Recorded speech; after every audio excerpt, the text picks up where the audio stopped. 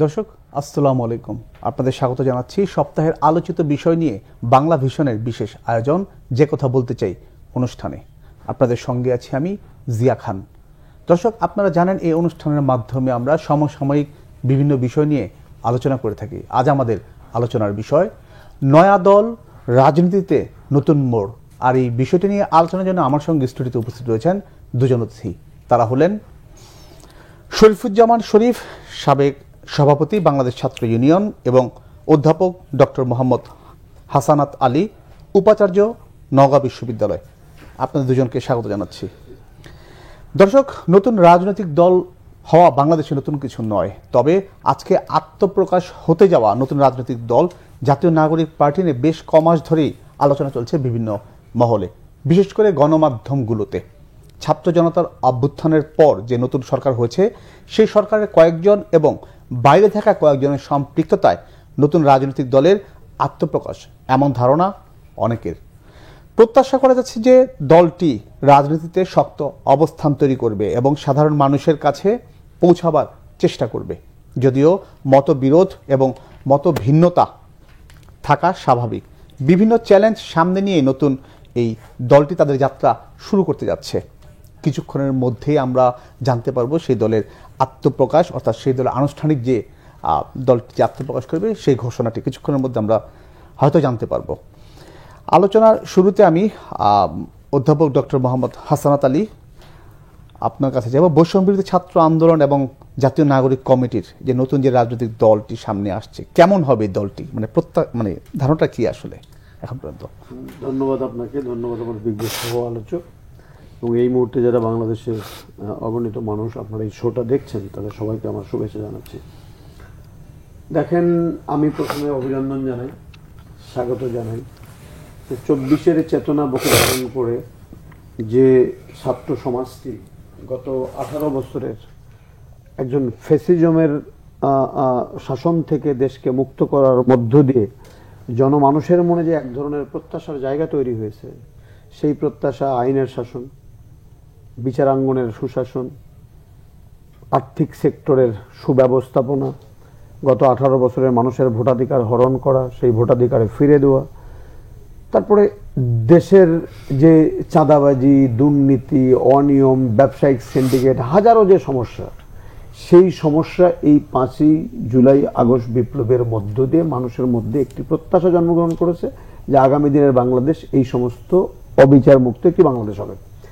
যেহেতু এই ছাত্র বন্ধুরা শেষের দিকে এই আন্দোলনে নেতৃত্ব দিয়েছে, দেশকে স্বাধীন করেছে, তারা নেতৃত্বে আসছে, অতএব তাদের প্রতি কিন্তু মানুষের প্রত্যাশার জায়গাটা কিন্তু অন্যান্য রাজনৈতিক দলের চেয়ে বেশি হবে, প্রাথমিকভাবে এটাই স্বাভাবিক। কিন্তু প্রশ্ন হলো যে তারা কতটুকু এই প্রত্যাশা পূরণে সচেষ্ট হতে পারবে, কতটুকু জনমানুষের প্রত্যাশার কাছাকাছি যেতে পারবে, এটি বোধহয় আজকে বলা যাবে না, আর একটু সময় লাগবে। দেখেন, তাদের ছাত্র সংগঠনের সৃষ্টি যেটি হলো সেটা সুখ করা হয়নি। ওই যদিও তাদেরকে সাধুবাদ জানাই, হাতাহাতি হয়েছে, রাস্তা বন্ধ হয়েছে, খুব সুখ করা হয়নি। আজকে কমিটি হলো, হয়তো আর ঘন্টা দুয়েক পরে জানা যাবে রিয়াকশন। রাজশাহী বিশ্ববিদ্যালয়ে, আমি যে বিশ্ববিদ্যালয়ে চাকরি করতাম, সেখান থেকে 2 জন পদত্যাগ করেছে, সুখ করা হয়নি, মেসেজ ভালো যায়নি। অতএব সার্বিকভাবে আমি আশাহত না হয়ে শুধু এতটুকু বলতে চাই যে গত 18 বছরে একটি ভোটারবিহীন নির্বাচনের সংস্কৃতি বাংলাদেশে তৈরি করে ক্ষমতার মেয়াদকে দীর্ঘায়িত করার একটি অপশাসন শেখ হাসিনা চালিয়েছে। মুক্ত হয়েছি, 1500-র অধিক মানুষ, ছাত্র সন্তান রক্ত দিয়েছে, চক্ষু হারিয়েছে, পঙ্গু হয়েছি, অর্থনীতি ধ্বংস হয়েছে। আমরা অন্তর্বর্তীকালীন সরকারের নেতৃত্বে ঘুরে দাঁড়াতে চেষ্টা করছি। ফ্যাসিস্টরা বিভিন্ন সময়ে বিভিন্ন নামে এখনো সেই পথ চলাকে ব্যাহত করতে চায়, সেটি হলো অনৈক্য। আপনি এই যে হচ্ছে দেখছেন, কিন্তু 24-এর যে আন্দোলনটি, যার মধ্য দিয়ে আমরা স্বাধীনতা অর্জন করলাম, বাক স্বাধীনতা ফিরে পেলাম, সেখানে মোটা দাগে আমাদের কিছু ঐক্যমত্য কিন্তু ছিল। বৈষম্যহীন বাংলাদেশ, মেধাবীদের বাংলাদেশ, তারুণ্যের বাংলাদেশ, জনগণের বাংলাদেশ, জনগণের সরকার, মোটা দাগে এগুলো ছিল। শাসন পদ্ধতি কেমন হবে। তারপরও আজকে যখন আমি দেখি যে যারা এক কাতারে বসে 18 বছরে জুলুম নির্যাতনের শিকার হলো, যে ছাত্র বন্ধুরা হলে থাকতে পারলো না, ছাত্রলীগ তাদের সিট বিক্রি করলো, বাণিজ্য করলো, চাঁদা তুললো, কত আকাম কুকাম করলো, সেই ছাত্রদের দ্বারা যখন আমার কুয়েটের বিশ্ববিদ্যালয়ের ভাইস চ্যান্সেলর প্রহৃত হন, প্রহৃত হন, লাঞ্ছিত হন, তার বাড়িতে তালা লাগানো হয়, তখন মনে হয় 24-এর চেতনা কি তাহলে এত তাড়াতাড়ি আমরা ভুলতে বসলাম? এটি তো ছাত্রলীগ করতো, এখন তো ছাত্রলীগ নেই, তারা নিষিদ্ধ সংগঠন। তাহলে কারা তারা যারা আমার কলিগের গায়ে হাত দেয়? ধরলাম তার অপরাধ থাকলো, থাকতে পারে, নাও থাকতে পারে, কিন্তু আপনাকে গায়ে, একজন শিক্ষকের গায়ে হাত দেওয়ার অধিকারটুকু রাষ্ট্র আপনাকে কি করে দিল? তাহলে এই যে যখন এগুলো যখন দেখি, তখন মনে হয় যে চেতনা নিয়ে ছাত্রদের পাশে দাঁড়ালাম, মিছিল দিলাম বৃদ্ধ বয়সে, স্লোগান দিলাম, জাতীয় পতাকা উত্তোলন করলাম 5 তারিখে, ছাত্র বন্ধুদের সামনে দাঁড়িয়ে গুলির হাত থেকে বাঁচালাম, সেই ছাত্ররা যখন বন্দুকের নলটা তাক করে আমার দিকে যখন বন্দুকটা ঘুরাই, তখন মনে হয় যে এত স্বল্প সময়ে ভুলে গেলাম এই 18 বছরের লড়াইয়ের কথা। আমাদের লড়াই তো এখন অনেক বাকি। ভোটাধিকার পাইনি, 14-তে ভোট দিতে পারেনি, 18-তে ভোট দিতে পারেনি, 24-এ ভোট দিতে পারেনি। সেই ভোটাধিকারের কি হবে? সেই ভোটাধিকার নিয়ে আমরা কেন 24-এ জায়গায় এক জায়গায় আসলাম, সমস্ত ভেদাভেদ ভুলে মাত্র 6 মাসের মধ্যে একজন আরেকজনের বিরুদ্ধে কথা বলছি। কেউ বলছি জাতীয় নির্বাচন, কেউ বলছি স্থানীয় সরকার নির্বাচন। আমরা তো স্থানীয় সরকার নির্বাচনের জন্য 18 বছরের মাঠে লড়াই করিনি। আমরা লড়াই করেছিলাম যে মানুষ তার প্রকৃত স্বাধীনতার যে সুবাতাস, যেটা সাংবিধানিকভাবে সুরক্ষিত আছে, আমার ভোট আমি দেব, জয় আপনি আপনার ভোট আপনি দেবেন, আমার ভাই ওনার ভোটে দেবেন। আমরা কি ভুলে গেছি এই অনৈক্যের কারণে 90-এর স্বৈরাচার বিরোধী আন্দোলনের পরে 3 দলের যে রূপরেখা, 3 জোটের যে রূপরেখা, সেই রূপরেখাকে ছুঁড়ে ফেলে দিয়ে আমরা যা দেখলাম কোন দিকে যাচ্ছে? আমরা কি বারবার রক্ত দেব? ধন্যবাদ ডক্টর হাসনাত আলী। আমি আবার আসবো আপনার কাছে। শরীফুজ্জামান শরীফ যে বিষয়গুলো ডক্টর হাসনাত আলী বলে গেলেন, পাশাপাশি আমাদের রাজনীতিতে কিন্তু মানে পর্যাপ্ত সংখ্যক বিকল্প যে রাজনৈতিক দলের যেটা মানুষের যে চাওয়া, সেটা কিন্তু বিকল্প তেমন একটা নেই। কিন্তু এই যে নতুন দল, সেটা কি বিকল্প কোনো প্রত্যাশা পূরণ করতে সক্ষম হবে? আপনাকে ধন্যবাদ, দর্শক শ্রোতাদেরকে ধন্যবাদ, আমার সাথের আলোচকের শুভেচ্ছা। আপনাদের এই অফিসে যখন ঢুকছিলাম, তখন নিচে, আপনাদের অফিসের নিচে ঝাঁকিতে করে ফল বিক্রি করে কিছু লোক। ওরা 2-3 জন আমাকে নিয়ে গেল তাদের কাছে এবং অনুরোধ করলো তাদের একটা ফল খাওয়ার জন্য। কেন? তারা বলে যে আপনাদের কিছু মানুষের কথাটা তো আমরা দেখি, এবং আপনাদের এখানে টকশো যারা কন্ডাক্ট করেন, এদের কয়েকজনের কথা জিজ্ঞেস করলেন যে আজকে কে কন্ডাক্ট করবে। এই মানুষগুলো রাজনীতির থেকে নিজেদের জীবন জীবিকাকে বেশি গুরুত্বপূর্ণ মনে করে, এবং কথার মধ্যে যেটা শুনলাম। কিন্তু দুর্ভাগ্য হচ্ছে যে তারা আমাদের ক্যানভাসের মধ্যে তাদের উপস্থিতিটা খুবই কম। আজকে আমরা নতুন রাজনৈতিক দল নিয়ে কথা বলছি। বাংলাদেশের রাজনৈতিক দলের কোনো অভাব নেই, কিন্তু আমি আসার আগে দেশের সব থেকে প্রভাবশালী বাংলা দৈনিক প্রথম আলো, তাদের অনলাইনটা দেখছিলাম। তাদের শীর্ষে 4টা নিউজই হচ্ছে নতুন দল গঠিত হচ্ছে। বাংলাদেশে নতুন দল ঢাকঢোল পিটিয়ে গঠিত হওয়ার ঘটনা এটা প্রথম না। আপনি জানেন যে ঠিক আজকে বাংলাদেশের বেক্সিমকো নামে একটা শিল্প গ্রুপ, তাদের 17টা প্রতিষ্ঠান আজকে বন্ধ হয়ে গেল, এবং 34,000 শ্রমিক এবং কর্মচারী আজকে চিরদিনের জন্য বেকার হয়ে গেলেন। কেন? সালমান এফ রহমান নামে একজন অপরাধী, একজন পাপের কারণে বাংলাদেশের 34,000 মানুষ আর চাকরি হারালো। আপনি কোথাও এই আলোচনাটা পাবেন না। অথচ এই 34,000 মানুষের কাছে তাদের পরিবারের খোঁজ নিয়ে দেখেন, তাদের ঘরে আজকে সব থেকে শোকের পরিবেশ। একজন মানুষের চাকরি চলে যাওয়ার পর তার পরিবার কি অবস্থায় থাকে, এই আলোচনাগুলো আমাদের মধ্যে নেই। আমাদের আলোচনাগুলো আমি দেখি যে আর্টিফিশিয়াল। নতুন একটা রাজনৈতিক দল হবে, রাজনীতি যখন আছে দল হবে, তবে প্রেক্ষাপটটা ভিন্ন। যে তরুণরা এই যে 15 বছরের একটা জগদ্দল পাথর এখান থেকে সরিয়েছে, সেই তরুণরাই যে দল করছে আমি কিন্তু সেটি বলবো না। আমরা অনেকেই ভুল করছি, সেই তরুণরা দল করছে না, সেই তরুণদের একটা অংশ দল করছে। যে তরুণরা অংশগ্রহণ করেছিল, যে মানুষ অংশগ্রহণ করেছিল। আলোচনায় ফিরবো, তার আগে যেহেতু নতুন দল ঘোষণা এখন হচ্ছে আর কি, যে নতুন দলটির নেতৃত্ব ঘোষণা হচ্ছে, আমরা একটু দেখে আসবো দর্শক সেই দলের ঘোষণা। ঐতিহাসিক মুহূর্তে আমরা অবস্থান করছি এখানে, এবং আজকে এই অবস্থান থেকে আমরা আমাদের যে নতুন রাজনৈতিক দল জাতীয় নাগরিক পার্টির ঘোষণা করেছি। একটি সামনের সম্ভাবনার বাংলাদেশের স্বপ্নের কথা বলতে চাই। সেই স্বপ্নের বাস্তবায়নের লক্ষ্যেই আজকে আমরা এখানে উপস্থিত হয়েছি। জুলাই গণ অভ্যুত্থানে ছাত্র জনতার মধ্য থেকে স্লোগান উঠেছিল, তুমি কে আমি কে, বিকল্প বিকল্প। আজকে সেই বিকল্পের জায়গা থেকে নতুন রাজনৈতিক দলের আত্মপ্রকাশ ঘটেছে। আমরা মনে করি বাংলাদেশে যে বিভাজনের রাজনীতি তৈরি করে বাংলাদেশের জনগণকে দুর্বল করে রেখেই রাষ্ট্রকে দুর্বল করে রাখার যে ষড়যন্ত্র তৈরি হয়েছিল, সেই ষড়যন্ত্র আমরা জুলাই গণ অভ্যুত্থানে সকলের ঐক্যের মাধ্যমে ভেঙে দিয়েছি। আমরা আজকের এই মঞ্চ থেকে শপথ করতে চাই যে বাংলাদেশকে আর কখনোই ধন্যবাদ দর্শক, আমরা একটু বিভাজিত মূল করা যাবে না। আলোচনায় ফিরতে চাই। শরীফ ভাই, আপনি শুনছিলেন যে নতুন দলের জাতীয় নাগরিক পার্টি, সেটার আজকে ঘোষণা করা হলো।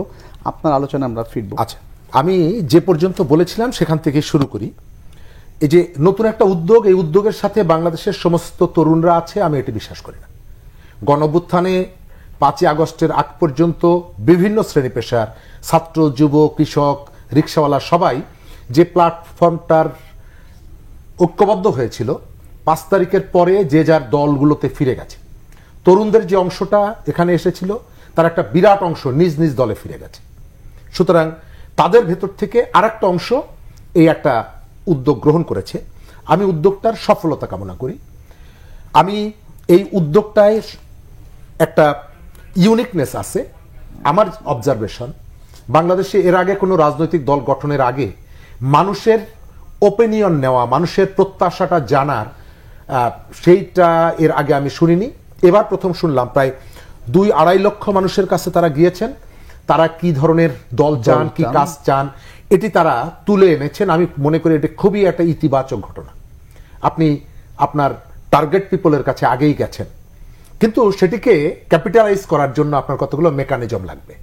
আমরা যেটা শুনলাম যে আমরা এই পিছনের ইতিহাস ফেলে দিব, আমি মনে করি যে আপনি ইতিহাস ফেলে দিলেও আপনি 52-র ইতিহাস ফেলতে পারবেন না, আপনি 71 ফেলতে পারবেন না, আপনি 90 ফেলতে পারবেন না।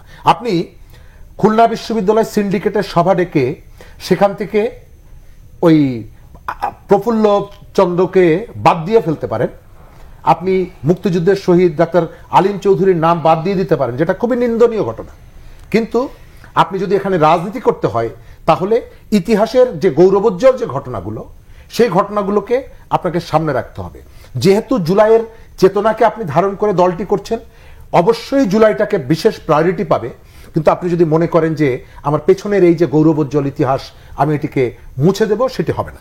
আচ্ছা, আর শরীফ ভাই, সেটা হবে না, ঠিক আছে। আমি একটা প্রশ্ন এর মধ্যে করতে চাই যে এই যে নতুন পার্টি যেটা আসলো, এটা নিয়ে অনেকে এটাকে কিংস পার্টি হিসেবে দেখছেন।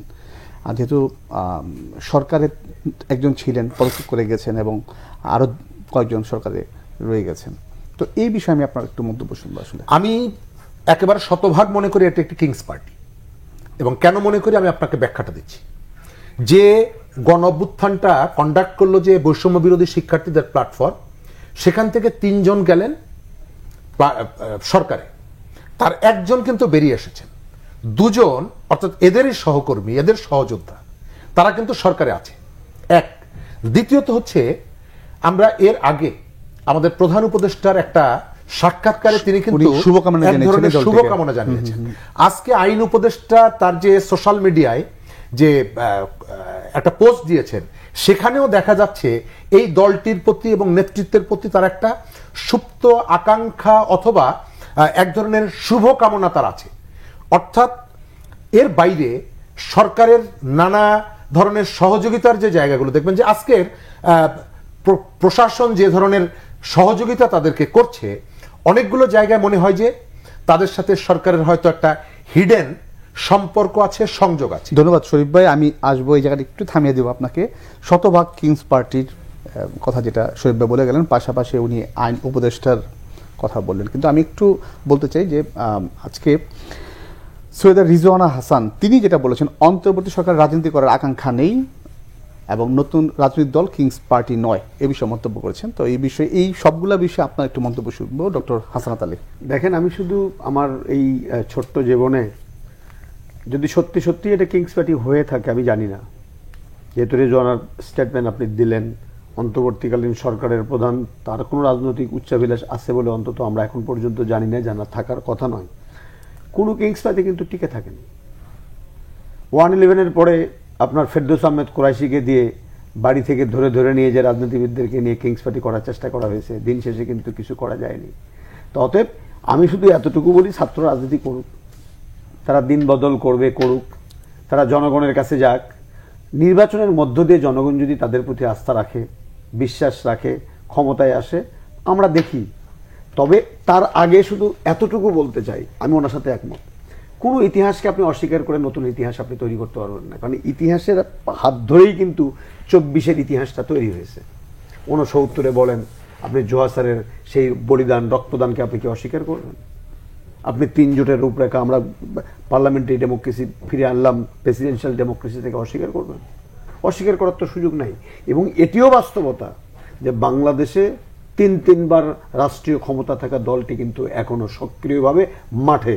গত 18 বছর তাদেরকে নিশ্চিহ্ন করার জন্য ডক্টর হাসনাত আলী, সরকারের পক্ষ থেকে শত চেষ্টা করা হয়েছে। এই যে নতুন দল, এই দলের গ্রহণযোগ্যতা তাহলে কিসের উপর নির্ভর করবে?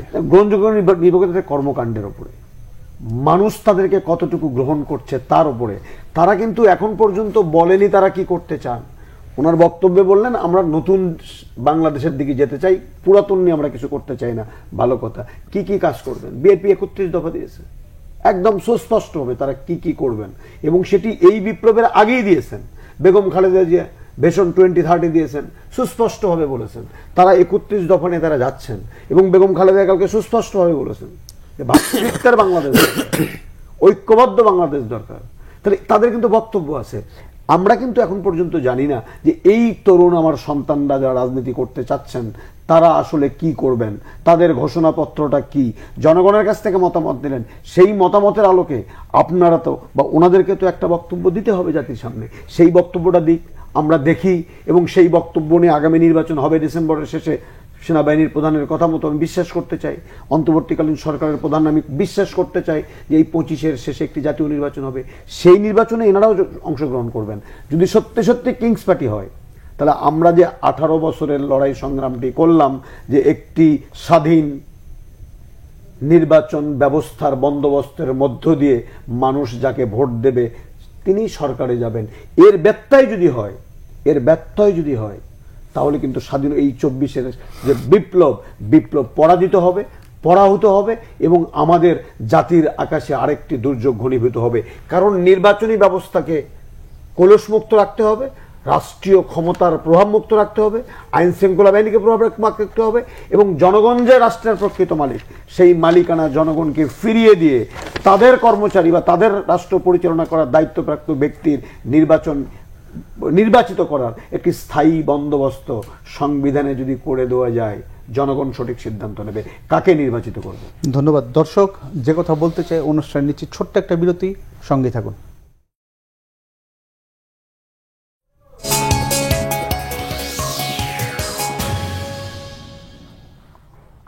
দর্শক, বিরতির পর আবারও স্বাগত যে কথা বলতে চাই অনুষ্ঠানে। জনাব শরীফুজ্জামান শরীফ, আমি কিছুক্ষণ আগে আপনাকে একটু থামিয়ে দিয়েছিলাম। নতুন যে প্রশ্ন সেটা হচ্ছে যে যারা এতদিন এই লেজুর ভিত্তিক ছাত্র রাজনীতি নিষিদ্ধের বিরুদ্ধে ছিল, তারাই নতুন একটি রাজনৈতিক দলের সঙ্গে সম্পৃক্ত হয়েছেন। এটা কি সাংঘর্ষিক, তাদের নীতির বিরুদ্ধে সাংঘর্ষিক? আমি গত কয়েকদিন ধরে বলছি যে রাজনীতিতে এটাকে আমি ইতিবাচকভাবে দেখি। তাদের এই উদ্যোগটা কেন জানেন? গত কয়েক বছর ধরে আমাদের এখানে একটা প্রচারণা আছে তরুণদেরকে রাজনীতি বিমুখ করার। আজকে ওই যেটা বললাম যে প্রথম আলো 4টা নিউজ করেছে তাদের ফ্রন্ট পেজে।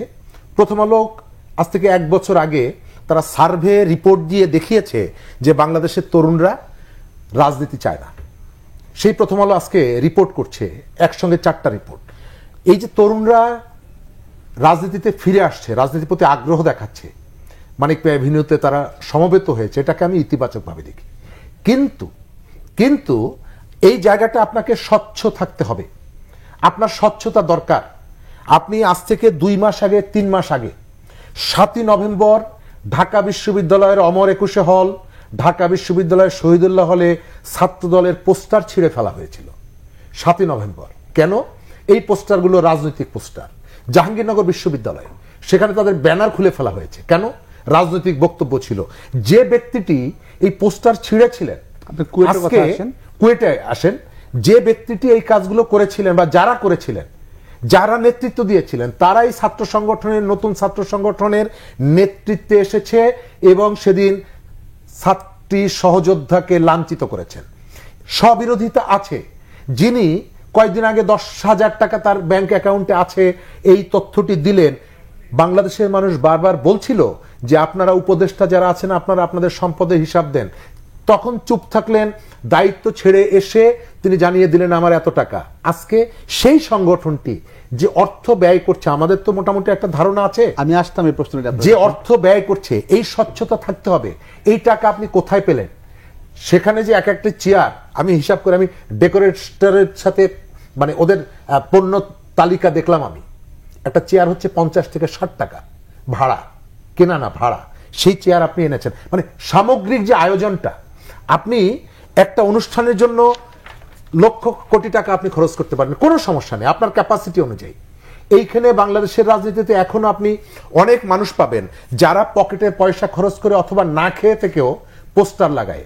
আমরা বাম রাজনীতি করেছি, আমরা বুঝি ক্ষুধার যন্ত্রণাটা, বুঝি কতটা কষ্ট করে আমরা রাজনীতি করতে হয়েছে। হ্যাঁ, আপনার জৌলুস আছে, আপনার বিত্ত বৈভব আছে, আপনি করতে পারেন, কিন্তু স্পষ্ট হওয়া দরকার এই অর্থের উৎসটা কি, আপনি অর্থটা কোথা থেকে পেয়েছেন।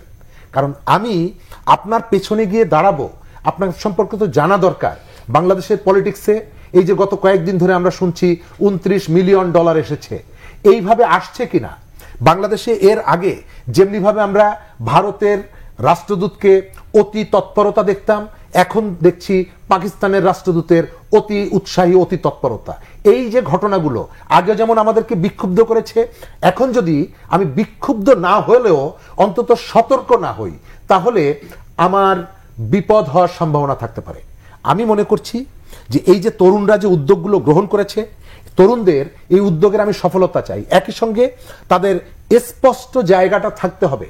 ফ্যাসিবাদ কেন ফিরে আসে জানেন? ফ্যাসিবাদ ফিরে আসবে যদি আপনি বারবার অস্বচ্ছতার আশ্রয় নেন, অসততার আশ্রয় নেন। এবং এই যে নেতারা যে কথাগুলো বলছে, আমি কি দেখতে পাচ্ছি, একটা রাজনৈতিক দল গঠিত হবে, প্রথম আলোচনাটা হবে তার আদর্শ নিয়ে, আদর্শ নিয়ে তর্ক হবে, তার পলিটিক্যাল লাইনটা কি হবে। কিন্তু এইখানে হচ্ছে আপনি আমাকে কতগুলো পোস্ট দিবেন। একটা ফেডারেশন যে কোনো সময় ভেঙে যেতে পারে। এবং যারা রাজনৈতিক দল করেছেন তারা ইতিমধ্যেই কিন্তু, আপনার মনে আছে, এই যে নেতৃত্ব প্রায় পুরোটাই নুরুল হক নূরের সাথে একসাথে তারা দল করেছিল এবং বছর খানেকের মধ্যে তারা ভেঙেছে, নুরুল হক নূরের দল আবার ভেঙেছে। অর্থাৎ ইতিমধ্যেই এই যে উদ্যোগ যারা নিয়েছেন তারা একাধিক ভাঙা গড়ার ভেতর থেকে এসেছেন।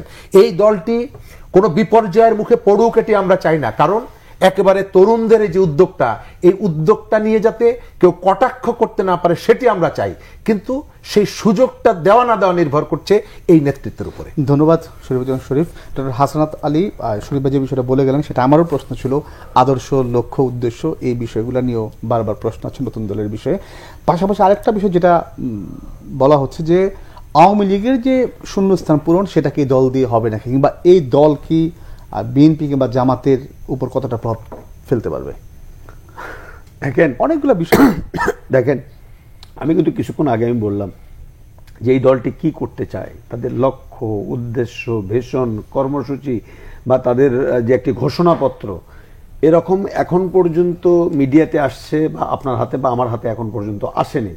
আমরা কিন্তু, আমি এই জন্য বলছি তাদের সম্পর্কে আরও যদি আপনি কিছু মন্তব্য করতে চান, কিছুটা সময় আমাদের দরকার যে তাদের আসলে লক্ষ্য উদ্দেশ্যটা কি। এটা হলো এক। 2 নম্বর কথা যেটা বললেন যে স্বচ্ছতার যে প্রশ্নটি, সেই স্বচ্ছতার প্রশ্নটা থাকা দরকার। এবং এখানের মধ্যে যেন দ্বিচারিতা না থাকে যে আপনার সংগঠন ছাত্র দিয়ে আপনি কর্মসূচি চালাতে পারবেন, কেউ কেউ অন্ধকারে রাতের বেলা মসজিদে দল করতে পারবেন, আরেকটি রাজনৈতিক দলের সংগঠন কাজ করলে আপনি তাদেরকে হামলা করবেন, মামলা করবেন, ব্যানার ছেড়বেন, পোস্টার ছেড়বেন। এই বিষয়গুলো স্পষ্টীকরণ খুবই হওয়া দরকার। আর যেটা আপনি যেটা বলছিলেন যে কতটা প্রভাবের প্রশ্ন তখনই আসবে। আমি আপনাকে বললাম যে বিএনপি 3বার রাষ্ট্র ক্ষমতায় ছিল নির্বাচিতভাবে, তাদের জনভিত্তি আছে। গত 18 বছর তাদের হাজার হাজার কর্মীদেরকে মামলা দিয়ে, লক্ষ লক্ষ মামলা দিয়ে হয়রানি করা হয়েছে। ইলিয়াস আলীকে খুঁজে পাওয়া যায়নি, চৌধুরী আলমকে খুঁজে পাওয়া যায়নি। আয়না ঘরে অধিকাংশ নির্যাতিত মানুষ হলো যে বিএনপির এবং জামাতের। তো এরকম একটি দলের সাথে আপনি যখন কম্পিট করতে যাবেন, আপনার শক্ত আদর্শ হতে হবে, শক্ত নীতিবোধ থাকতে হবে, শক্ত কর্মী ফোর্স থাকতে হবে।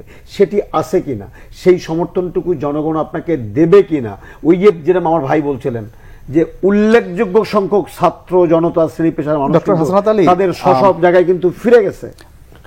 অনেকে এটাকে আবার কোন দলের বি টিম সি টিম হিসেবে দেখছে। দেখেন, আমাদের ইতিহাস বলে যে বি টিম সি টিম হয়ে আসলে কিছু করা যায় না, দিন শেষে সবকিছু আলোকিত হয়, পরিষ্কার হয়ে যায়। কেউ যদি মনে করে থাকেন যে এটা বিএনপির বি টিম, সেটাও পরিষ্কার হবে। কেউ যদি মনে করেন জামাতের বি টিম বা জামাত পেছন থেকে তাদেরকে নিয়ে খেলছে বিএনপিকে ব্যাকফুটে দেওয়ার জন্য, সেটিও কিন্তু দিন শেষে পরিষ্কার হবে। কোনো কিছু অন্ধকারে থাকবে না, কিচ্ছু অন্ধকারে থাকবে না। কিংস পার্টি নাকি এটা প্রকৃত গণতন্ত্র রাষ্ট্র, মানে একটা দল তরুণদের নেতৃত্বে, সেটিও পরিষ্কার হবে। আপনি কয়েকটা দিন সময় দেন, কয়েকটা দিন সময় দেন, কারণ তাদের ছাত্র সংগঠন গঠনের পরপরই ভাঙ্গন শুরু হয়েছে, বিরোধ শুরু হয়েছে, তারপরে পদত্যাগ শুরু হয়েছে। আজকে কমিটি হোক, ঘন্টা দুয়েক দেরি করেন, ঘন্টা চারেক দেরি করেন, দেখেন, ওয়েট করেন। ওই যে ভাই বললেন, আমি তো জানতাম না যে একজন অলরেডি নুরুর সাথে দল করছেন, সেখান থেকে এখানে আসছেন, দেখেন এটা আবার হয়ে আর কোন দিকে যায়। তবে আমি সেটা চাই না। আমি চাই 24-এর যে প্রকৃত চেতনা, সেই চেতনাকে কেন্দ্র করে দেশের মানুষের মধ্যে যে একটি আশার জায়গা হয়েছে, এই তরুণরা পারবে, তরুণরা পথ দেখাবে ন্যায়ের পক্ষে, সত্যের পক্ষে, গণতান্ত্রিক বাংলাদেশের পক্ষে। সেই জায়গায় যদি পেছনে কোনো ষড়যন্ত্র তথ্য যদি আবিষ্কার হয় বা উদ্ঘাটিত হয়, তাহলে সেটি নিয়ে বেশি দূর যাওয়া বোধহয় খুব সহজ হবে না। কারণ ক্ষমতায় আসতে হবে কিন্তু ভোটের মাধ্যমে, ক্ষমতায় আসতে হবে জনগণের রায়ের মধ্য দিয়ে, এবং সেই রায় যদি পেতে হয় আপনাকে অবশ্যই স্বচ্ছ প্রক্রিয়ার মধ্য দিয়ে আপনাকে রাজনীতি করতে হবে। না হলে টাকার উৎস নিয়ে যে প্রশ্নটা এখন বারবার আসছে, শরীফ ভাই বলে গেলেন, এবং বিভিন্ন গণমাধ্যমে বিষয়টা বারবার আসছে যে আজকে 2 লাখ লোকের যে সমাগম, যে জনসমাগম, সেটার পিছনে যে ইনভেস্টমেন্ট, সেটা কারা করলো? আমি এটা দাবি করছি বা আমি চাচ্ছি, প্রত্যাশা করছি যে অনুষ্ঠানের পরে যারা এই সংগঠনের দায়িত্ব নেবেন তারা জাতির সামনে বলবেন যে কত টাকা খরচ হয়েছে, তার উৎসটা কি। তাহলে বোধহয় অন্যান্য রাজনৈতিক দলকে নিয়ে আমরা যে অর্থনৈতিক যে বিষয়গুলো নিয়ে সমালোচনা করি বিভিন্ন সময়ে, সেখান থেকে বোধহয় তারা নতুন একটা আঙ্গিক বা নতুন একটি মাত্রা জাতিকে দিতে পারবে। এটা তাদের জন্য মঙ্গলজনক। কিন্তু যদি দিতে না পারে, যদি ওই যে ত্রাণের মতো করে বহুদিন পরে ত্রাণ কত টাকা উঠলো, কত টাকা বিতরণ হলো, একেবারে গসিপ তৈরি হলো, ত্রাণের টাকা কোথায় গেছে, ব্যক্তিগত অ্যাকাউন্টে না সংগঠনের অ্যাকাউন্টে, আমরা অনেকদিন আর সমালোচনাগুলো দেখলাম। এটা নিয়েও কিন্তু এই ধরনের সমালোচনা হবে এবং সেটি ভালো মেসেজ। ধন্যবাদ ডক্টর হাসনাত আলী। আমি এবার একটু অন্য বিষয়, একটু শরীফ ভাইয়ের কাছে যাব। শরীফ ভাই, বিএনপির বর্ধিত সভায় তারেক রহমান বলেছেন, যেখানে সরকার দেশের বাজার পরিস্থিতি বা আইন শৃঙ্খলা পরিস্থিতি নিয়ন্ত্রণে কাঙ্ক্ষিত সফলতা অর্জন করতে পারছে না, সেখানে জাতীয় নির্বাচন আগে স্থানীয় নির্বাচন অনুষ্ঠানের নামে কোনো দেশের মানে পরিস্থিতি ঘোলাটে করতে চাচ্ছে কেউ কেউ। জাতীয় নির্বাচন আগে ষড়যন্ত্রের গন্ধ পাওয়ার ইঙ্গিত দিয়েছেন তিনি। ধন্যবাদ। আমি ওই বিষয়টা, আমার প্রশ্নটা হচ্ছে যে যেখানে প্রধান উপদেষ্টা উনিও নির্বাচনের এই বছরের শেষ দিকে একটা ইঙ্গিত, মানে কথাই বলেছেন, পাশাপাশি আমাদের সেনা প্রধানও কিন্তু কদিন আগে সেই ইঙ্গিতটা দিলেন, তারপরও কেন এটা নিয়ে ধোঁয়াশা? আচ্ছা, আমার অবজারভেশনটা আমি বিভিন্ন সময় বলেছি, আমি দেখতে পাচ্ছি সরকারের ভিতরে একাধিক সরকার আছে। সরকারের একটা অংশ স্বাভাবিকভাবে নির্বাচনটা শেষ করে নির্বাচিত প্রতিনিধির হাতে ক্ষমতা হস্তান্তর করতে চান। শেষ করবেন, আমি আরেকটা প্রস্তাব। আর একটা অংশকে আমি দেখতে পাই তারা বাংলাদেশের রাজনীতির মধ্যে পলিটিক্স ঢোকাতে চান, অথবা পলিটিক্সের মধ্যে রাজনীতি ঢোকাতে চান। তাদের একটু ভিন্ন মোটিভ আছে, একটু দীর্ঘদিন ক্ষমতায় থাকার ইচ্ছাটা আছে। আমি একবার স্পষ্ট করে বলি, সেনা প্রধান বলছেন, সরকার প্রধান বলছেন, তার 2 দিন পরেই আপনি দেখবেন যে আমাদের প্রেস সেক্রেটারি এসে তার একটা ভিন্ন ব্যাখ্যা দিচ্ছেন। গত কিছুদিন ধরে উপদেষ্টাদের মানে এটা কেন হচ্ছে? এটা আমার মনে হয় যে সরকারের ভেতরে একটা হিডেন এজেন্ডা আছে। সরকারের একটা অংশ তারা ক্ষমতাকে দীর্ঘায়িত করতে চান, তারা এই মুহূর্তে নির্বাচন দিতে চান না। স্থানীয় সরকার নির্বাচন সহ অন্যান্য কতগুলো এজেন্ডা সরকার বিব্রত হচ্ছে, সরকার বুঝে ব্যবস্থা নিচ্ছে না কেন? সরকারের ভেতরে একাধিক সরকার এবং তাদের মধ্যে যে দ্বন্দ্বটা আছে, আপনি দেখছেন যে 32 নম্বর ভাঙার পর সরকার বলল যে আমরা উদ্বিগ্ন, কিন্তু সরকার কোনো অ্যাকশনে যেতে পারলো না। সন্ধ্যাবেলায় একজন উপদেষ্টা বললেন যে আজকে খেলা হবে, একজন সরকারের উপদেষ্টা বললেন, আবার পরের দিন কিন্তু প্রধান উপদেষ্টার উদ্বেগটা আসলো। তার ভেতর থেকে আপনি স্পষ্ট হচ্ছে সরকারের ভেতরে একাধিক সরকার আছে। কেউ আজকে বৃহস্পতিবার শক্তিশালী হয়ে ওঠে, কেউ শুক্রবার শক্তিশালী হয়ে ওঠে। এটা আমার অবজারভেশন, ভুল হতে পারে। এত সরকারের ভিতরে সরকার এত কিছুর পর এই সরকারের অধীনে অবাধ নিরপেক্ষ সুষ্ঠু নির্বাচনের আশাটা মানুষ কি এখন পর্যন্ত বাংলাদেশের রাজনৈতিক দলগুলো অনেক অবজারভেশন থাকার পরেও, অনেক নোট অফ ডিসেন্ট থাকার পরেও যে সহযোগিতাটা করছে, এটা একটা বিরল ঘটনা। দ্বিতীয়ত হচ্ছে যে বাংলাদেশের যে মানুষের আলটিমেট টার্গেটটা কি ছিল, শেখ হাসিনার সাথে দ্বন্দ্বটা কোথায় ছিল, যে আমি এই দেশের মালিক, সংবিধান আমাকে স্বীকৃতি দিয়েছে, আমি আমার ভোটের মধ্য দিয়ে আমি সরকার গঠন করতে চাই, এই প্রসিডিউর থেকে, এই প্রসেস থেকে দূরে রাখার জন্য শেখ হাসিনা বারবার সামনে নিয়ে আসতেন, উন্নয়ন চাও নাকি নির্বাচন চাও। আজকে এই যে জাতীয় নির্বাচন আগে নাকি স্থানীয় নির্বাচন আগে, আমি শেখ হাসিনার ওই তত্ত্বের এইখানে এটা দেখতে পাই, রিপিট দেখতে পাই। ধন্যবাদ। একটা অংশ চায় না যে বাংলাদেশের জনগণের সরকার এখানে প্রতিষ্ঠিত হোক, সেই অংশটা জাতীয় নির্বাচন আগে নাকি স্থানীয় নির্বাচন আগে, আমি মনে করি জাতীয় নির্বাচন আগে। এই কথাটা 70 বার আমি বলবো যে জাতীয় নির্বাচন সবার আগে হওয়া উচিত। ধন্যবাদ আপনার দুজনকে বাংলা ভিশনে আসার জন্য। দর্শক, যে কথা বলতে চাই আজ এ পর্যন্ত, আবার দেখা হবে আগামীকাল একই সময়। সবাই ভালো থাকুন, সুস্থ থাকুন।